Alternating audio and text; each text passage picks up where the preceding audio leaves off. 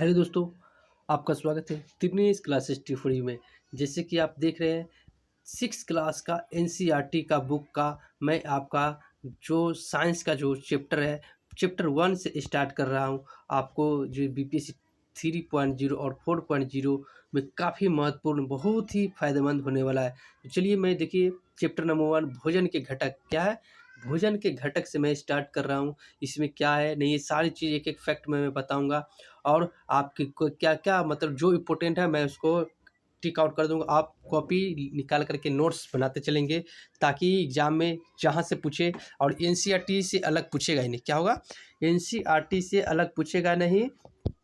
तो यही है कि निश्चित रूप से आप इसको नोट करते जाएगा, मैं बताते जाऊँगा कि हाँ, यहाँ से क्वेश्चन पूछने वाला है। सारे एकदम फैक्ट, एक-एक फैक्ट जो पूरा एकदम मज़ा आएगा पढ़ने में। आप बस कॉपी कलम लेके बैठिएगा और बहुत ही मज़ा आएगा। देखिए क्या-क्या देखिए सारे रंगीन-रंगीन चित्र है। और एनसीईआरटी 6 क्लास का मैं चैप्टर 1 से स्टार्ट करता हूँ और वैसे ही 6 से 12 तक सारे चैप्टर मैं कराऊँगा एक-एक करके। बस इस चैनल को माध्यम से आप बने रहें। बस चलिए आज का चैप्टर स्टार्ट करते हैं। पहला स्टार्ट करते हैं जी स्टार्टिंग से। हाँ, चलिए आपको बस कोऑपरेट करना है, सारी चीज़ को ध्यान रखते हुए मैं बताते चलूँगा कहाँ से पूछने वाला है क्वेश्चंस, कहाँ से टिक क्या करने वाला है, मैं सारी चीज़ को मैं एक-एक चीज़ को बताऊँगा। चलिए तो इस क्लास को आज स्टार्ट करते हैं। चलिए।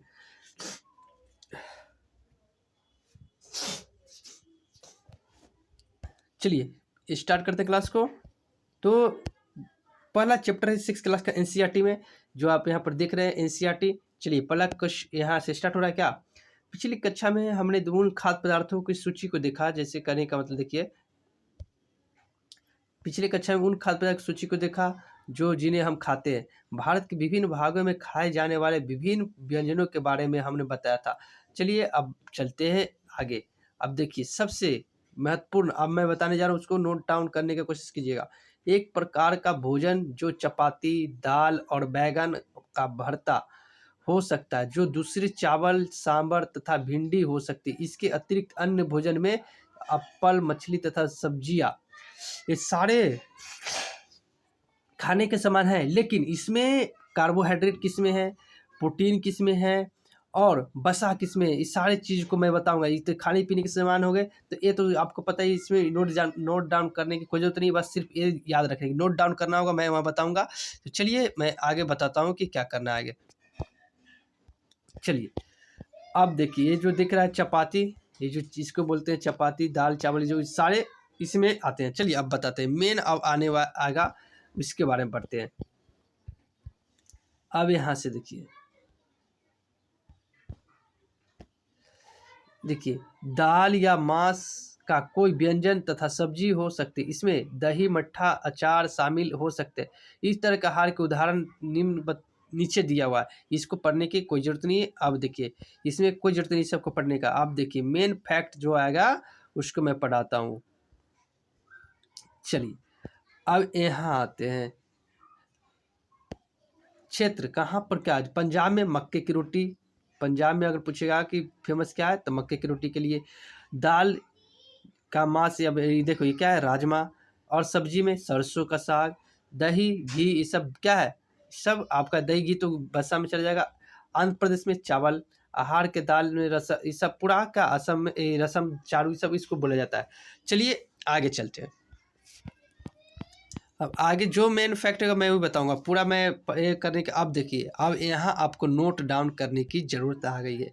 तो कॉपी पेंसिल निकाल लीजिए, कॉपी कलम निकाल लीजिए और नोट डाउन करने का स्टार्ट कीजिएगा। देखिए यहाँ से कच्ची सामग्री के संघटक क्या है? कच्ची सामग्री हमारे शरीर के लिए कुछ आवश्यक घटक होते हैं। इन घटकों को हम पोषक कहते हैं। क्या कहते हैं? पोषक कहते हैं। हमारे भोजन में मुख्यतः पोषक कार्बोहाइड्रेट, ये नोट डाउन कीजिएगा, प्रोटीन, वसा, विटामिन तथा खनिज लवण, ये हमारे शरीर में पाए जाते हैं। ये सब क्या होते हैं? पाए जाते हैं। तो इसको नोट डाउन करके रख लीजिएगा। अब प्रोटीन क्या किस में पाया जाएगा, कार्बोहाइड्रेट किस में पाया जाएगा, वसा किस में पाया जाएगा, खनिज लवण किस में पाया जाएगा, मैं बारी बारी से सभी को बताऊंगा। और चलिए अब देखिए, अब मेन यहाँ पे एक पॉइंट इसको नोट डाउन करके रखिएगा। ये जो मैं घेरा लगा रहा हूँ इसको, ये बहुत ही इम्पोर्टेंट है। आयोडीन तनु के विलयन बनाने के लिए जल से आधी भरी परखनली के बूंदे कुछ बूंदे टिंचर आयोडीन की मिला दीजिए। अब यही एक टिंचर आयोडीन क्या होता है इसके बारे में तनु विलियन के एक क्वेश्चन पूछा जाता है, आप इसको नोट डाउन करके रख लीजिए। अब यहाँ पर देखिए कास्टिक सोडा, ये कास्टिक सोडा के घोलने के हमें कास्टिक सोडिया विलियम मिल जाएगा। देखिए ये वीवीआई क्वेश्चन है, ये जितना मैं बता रहा हूँ सारे वीवीआई है। ये अभी देखिए कॉपर सल्फेट विलियम 100 मिलीमीटर जल में 200 ग्राम कॉपर सल्फेट घोलने से बन जाता है। तो कॉपर सल्फेट कैसे बनता है, तो इसका ये विधि दे रखा है, इसको आप नोट डाउन कीजिएगा। और नीचे है, नीचे जो तीनों पॉइंट है, तीनों पॉइंट बहुत वीवीआई।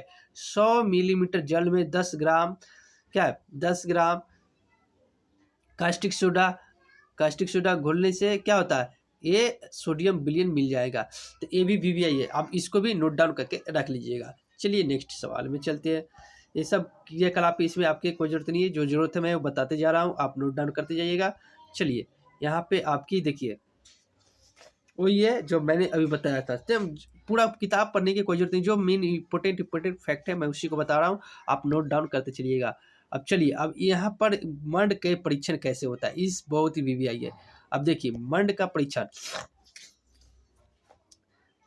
के लिए खाद क्या है, परीक्षण की खाद कच्ची सामग्री की अल्प मात्रा लीजिए। तनु आयोडीन का विलयन, बहुत ही वीवीआई, तनु आयोडीन के विलयन 2 या 3 बूंदे डालिए। आयोडीन के विलयन 2 या 3 बूंदे डालिए। खाद का रंग में होने वाले परिवर्तन को देखिए, यह नीला या काला हो गया है तो यह नीला काला रंग मंड की उपस्थिति को दर्शाता है। बहुत ही वीवीआई क्वेश्चन है, आप इसको याद करके रखिएगा। जो मैं अभी क्या बता रहा हूँ, या नीला रंग या काला रंग मंड की उपस्थिति को बताता है। आप यहाँ क्या, ये पूरा निश्चित रूप से इसको याद करके रखिएगा। ये जो पूरा है ना, इसको आप याद करके रखिएगा। मैं एक बार बता दे रहा हूँ, ऐसे राउंड लगा दे रहा हूँ, ये पूरा निश्चित रूप से याद करके रखिएगा। मंड की पूछा जाएगा ऐसे क्वेश्चन कि जो मंड जो होता है, स्टार्च होता है, उसका कौन से रंग से इंटीग्रेट किया जाता है और इसका परीक्षण करने के लिए किस विलयन को डाला जाता है। तो आयोडीन के विलयन डाला जाता है 2 से 3 बूंद, और इसका रंग क्या चेंज होगा, काला या नीला रंग चेंज होगा। बहुत ही वीवीआई, जो वीवीआई है मैं वही बताऊंगा। चलिए नेक्स्ट सवाल में, नेक्स्ट मतलब चलते नीचे और इसका पढ़ते आगे। अब देखिए कार्बोहाइड्रेट होता है क्या है, कार्बोहाइड्रेट सबसे पता है कि सबसे ज़्यादा हमको एनर्जी मिलता है। देखिए आइए विभिन्न खाद्य पदार्थों की जांच करके देखिए जिसमें कार्बोहाइड्रेट उपस्थिति है। कार्बोहाइड्रेट कई प्रकार के होते हैं, हमारे भोजन में पाए जाने वाले मुख्य कार्बोहाइड्रेट मंड तथा शर्करा है। वीवीआई क्वेश्चंस आ गया ना, बता रहे हैं, जो बता रहे हैं बहुत ही वीवीआई है।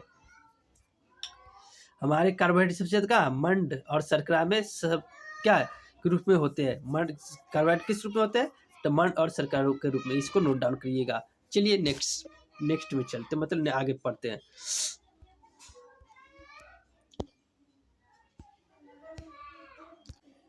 तो देखिए ये मंड का परीक्षण कैसे कर रहा है, यहाँ पर देखिए ये कर रहा है, ये 2 लड़के बैठ के, आप इसी तरह से कीजिएगा। मंड का परीक्षण कर रहा है, देखिए ठीक है, देखिए बैठ के मंड का परीक्षण करें। एनसीईआरटी में एक खूबी है कि आपको फिगर के साथ साथ पढ़ने में मजा आएगा। तो चलिए नेक्स्ट आगे चलते हैं,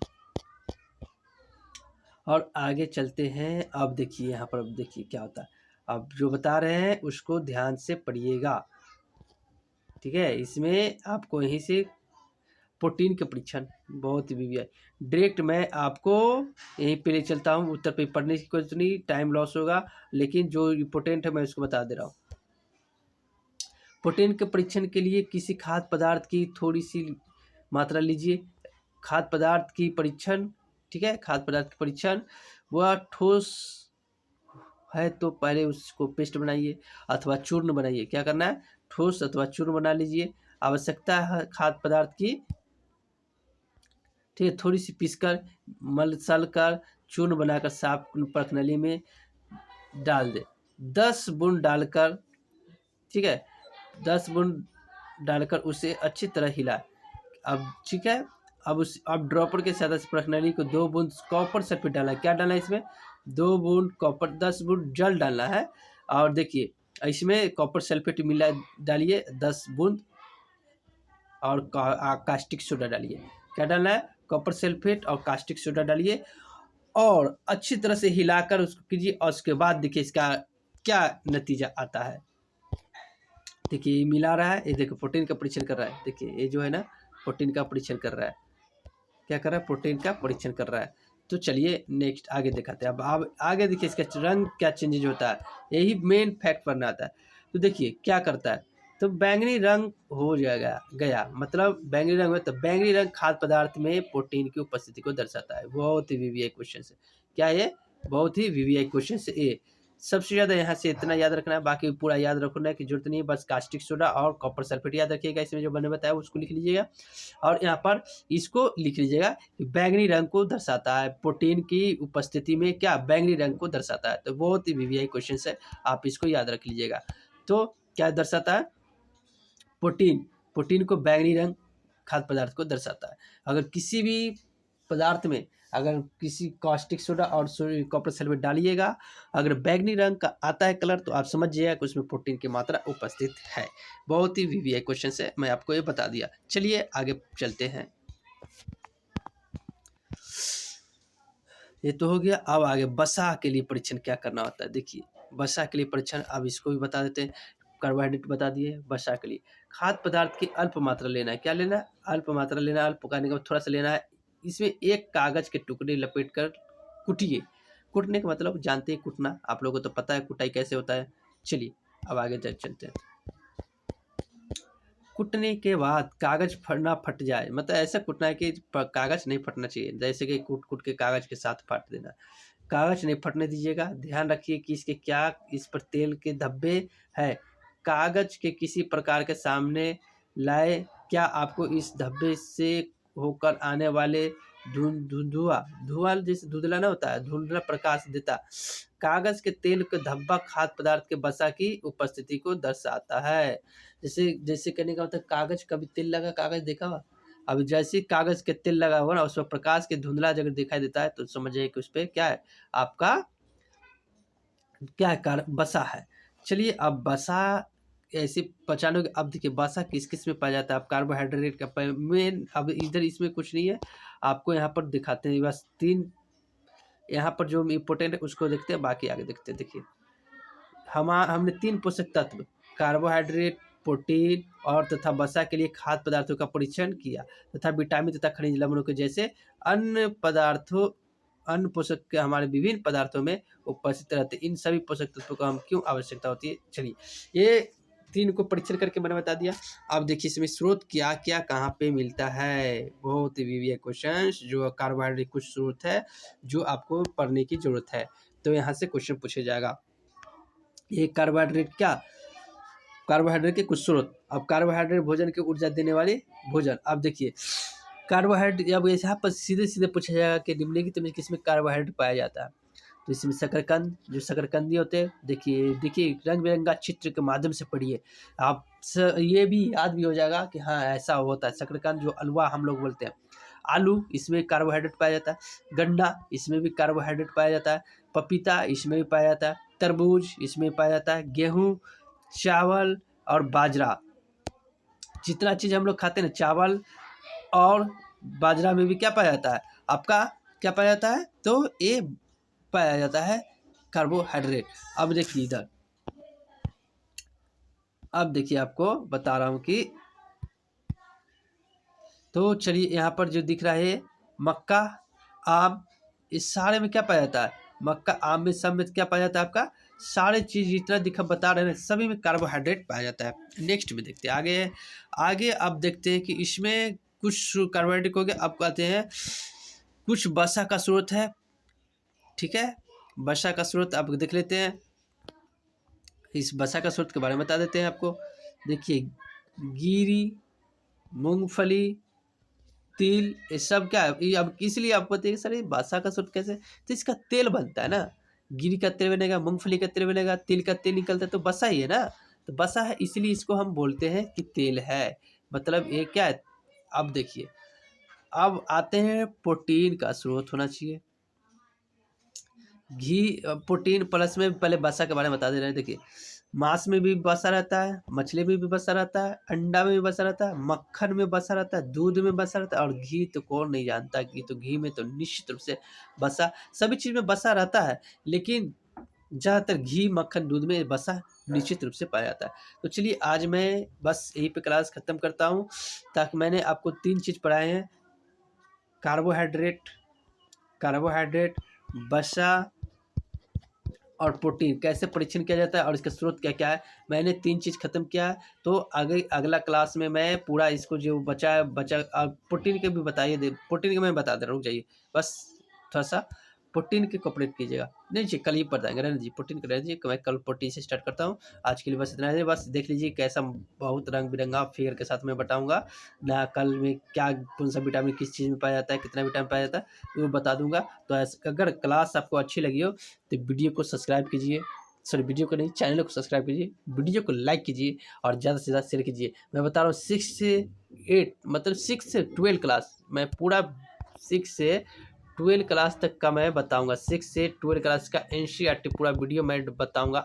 अभी तो चला रहा हूँ मैं साइंस का, उसके बाद हिस्ट्री, आर्ट्स सभी लेके आऊँगा क्लास। बस चैनल को सब्सक्राइब कर लीजिए और वीडियो को लाइक कीजिए और चैनल को सब्सक्राइब ज़रूर कर लीजिएगा। वीडियो देखने के लिए धन्यवाद।